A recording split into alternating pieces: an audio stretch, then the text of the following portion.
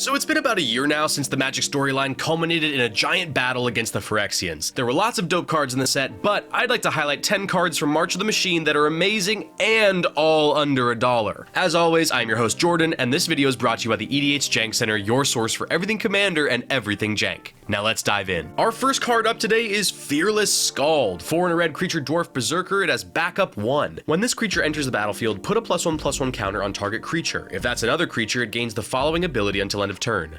Double Strike, and it's a 3/2. I really enjoyed backup as a mechanic and would love to see more support for it in the future. Wizards, if you're listening, please, pretty please. If you can find ways to blink cards like this or get copies of this card down on the field, I'm thinking with Delina or Ortheon or something similar, you can make an entire board of creatures into a very scary threat. On a budget, because it's literally cents on the dollar, and Double Strike, kiddos, is never to be slept on. All right, moving on to Astral Wingspan. 4 and a blue enchantment aura, it has Convoke. Your creatures can help cast this spell. Each creature you tap while casting this spell pays for 1 generic or 1 mana of that creature's color. It has Enchant Creature. When Astral Wingspan enters the battlefield, draw a card. An enchanted creature gets +2/+2 and has flying.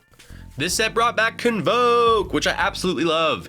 In the right build, this aura enchantment can be turned into a free spell. It cantrips for us when it enters, and it gifts a creature of ours with flying and a buff in power. You could slap it on a commander to make commander damage a threat, or to just get an important creature in for damage easier. In the right build, I think this is very, very dope, and again, ultra budget card here. Let's take a look at Stasis Field next. 1 and a blue enchantment aura, enchant creature. Enchanted creature has base power and toughness 0/2, has defender, and loses all other abilities. I am always such a big fan of these cards. It's removal, but instead of sending the creature to the graveyard where it can possibly be recurred later, this completely stops a creature in its tracks. And that loses all other abilities clause is super important, as it prevents very scary things from continuing to happen. No one has ever complained about putting a Shieldred in a Stasis Field except maybe the owner of said Shieldred, but we don't care about them. Oh, and in decks like Arden and Malcolm, you can switch this around to whatever problem creature you'd like, and I absolutely adore that. Let's move on over to Tandem Takedown next. Tandem Takedown is 1 green instant. Up to 2 target creatures you control each get +1/+0 until end of turn. They each deal damage equal to their power to another target creature, planeswalker, or battle. Pretty simple tech here, y'all. In big stompy decks, I think this is an awesome piece of removal. Combine it with lifelink and you could be looking at a ton of life game, and I think Willow Dusk would love this card for that exact reasoning. All right, moving on to Beamtown Beatstick. 1 red mana artifact equipment. Equipped creature gets +1/+0 and has menace, which means it can't be blocked except by 2 or more creatures. Whenever equipped creature deals combat damage to a player or battle, create a treasure token and the equip cost is 2. So first of all, this just phonetically sounds amazing. Beamtown Beatstick. Beamtown Beatstick. I mean, yeah, props to the designers on that one. That's great.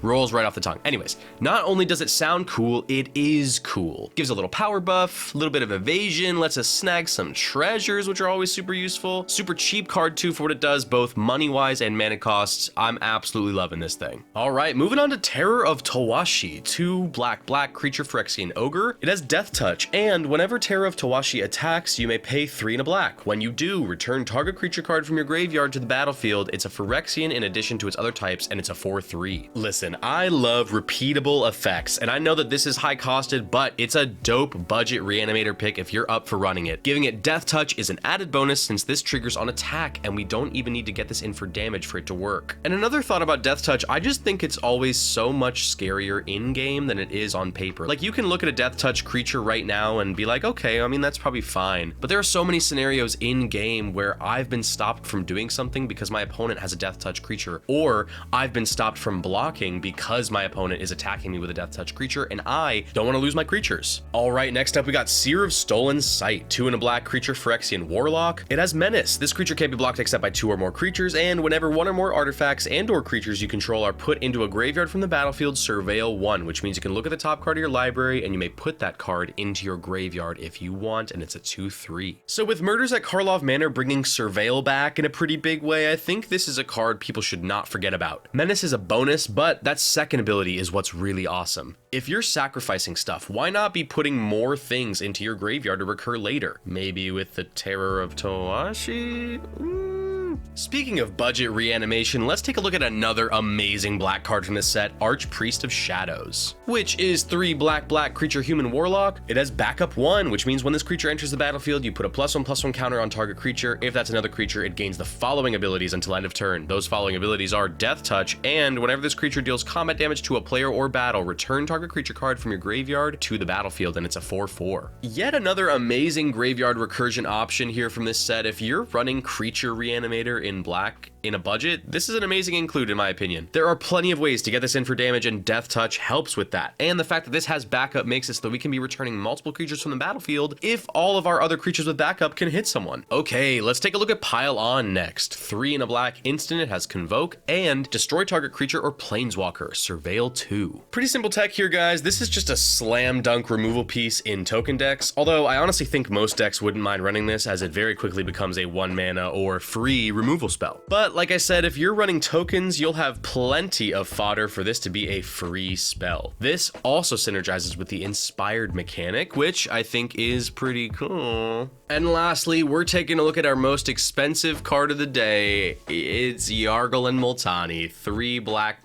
green with an insane flavor text and a stat line of 18 power and 6 toughness. The only thing I'm gonna say here, every single person should have a copy of this card. That's all I'm gonna say. And there we have it, folks. What are your favorite cards from March of the Machine? What set should I take a look at next? I'm always down there in the comments, so come and have a chat with me. And hey, listen, if you'd like to get extra entries in our monthly Discord giveaways, win prizes in our monthly deck building contests, and play spell table games with me and my co-host Cress every month, check out our Patreon in the description below. We've got lots of awesome ways to support. And if you want to snag a Paramint Designs playmat through our affiliate link, check that out in the description below as well. If you use our link, you get 30% off your purchase, which I don't know about you, I think is a pretty good deal. And for those who may not have the funds but still want to be part of the community, you can always hop in our Discord completely for free and join our wonderful community of jank lovers. Another free way to support us is by liking and subscribing to the channel, following us on Instagram, TikTok, and Twitter at EDH Jank Center, and that's about it. All right, guys, I'm out, and I'll see you on the next video.